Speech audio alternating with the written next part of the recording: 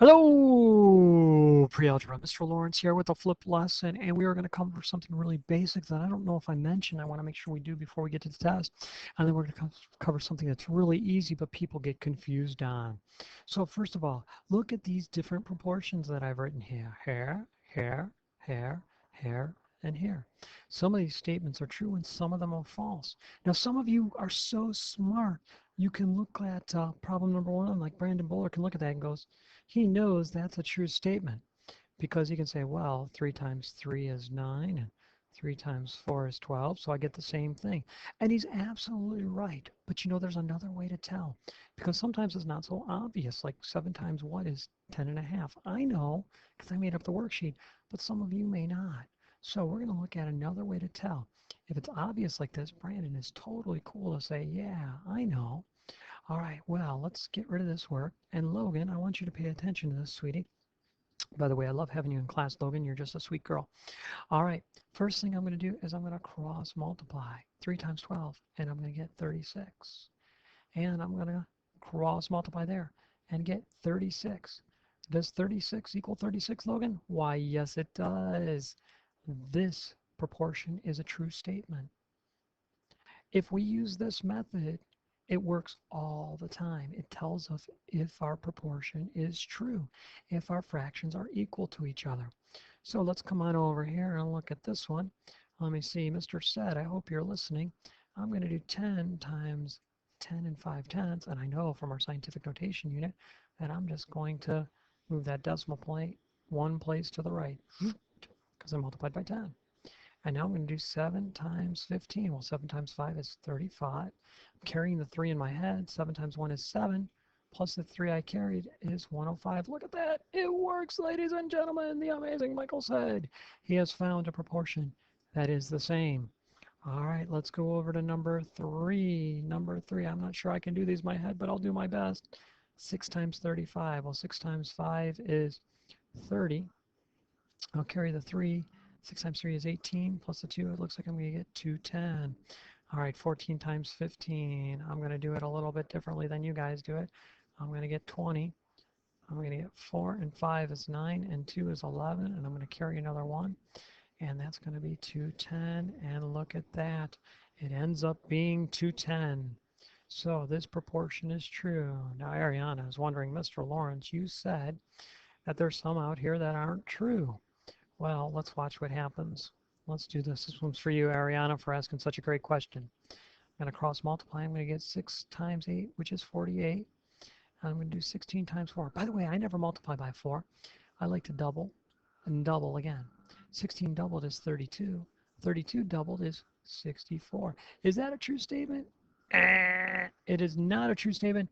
Therefore, this is not true. This proportion does not hold. 8/16 is not the same as 4/6.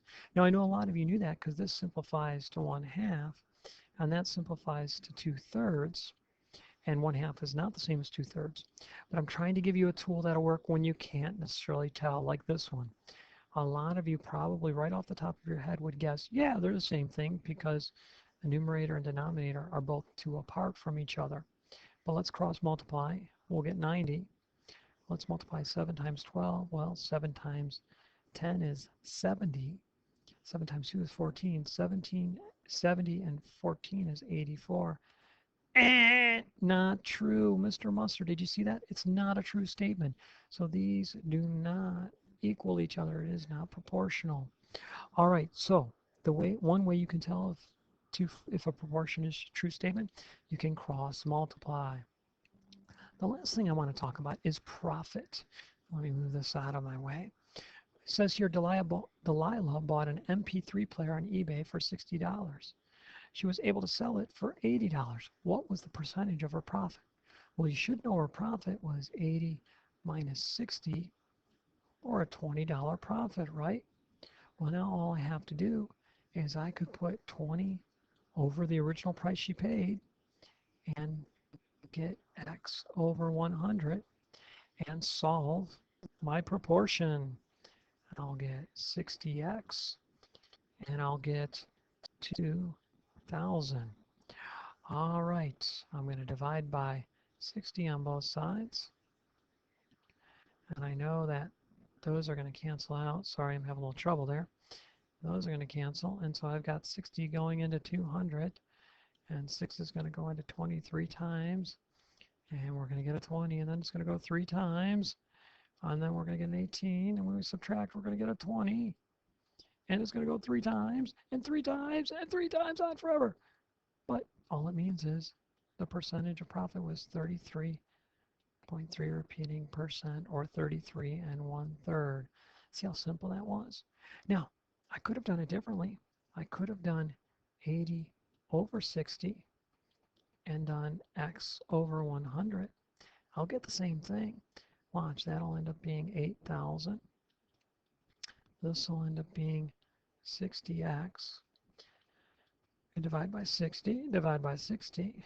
Those will cancel. Here I'm going to go shoop. Okay. And I'm going to divide 800 by 60. And it's going to go in 1 time. And I'm going to subtract. I'm going to get 2. I'm going to bring down the 0. And I'm going to get 20. 6 goes into 23 times. And I'm going to get 18. I'm going to subtract to get 20 because I got to bring down the next 0. And it's going to go in 3 times. And then I'm going to get 18. I'm going to subtract. And it's going to go 20. And then it's going to go 3 times. And that thing's just going to keep going. So in this way, I get 133%.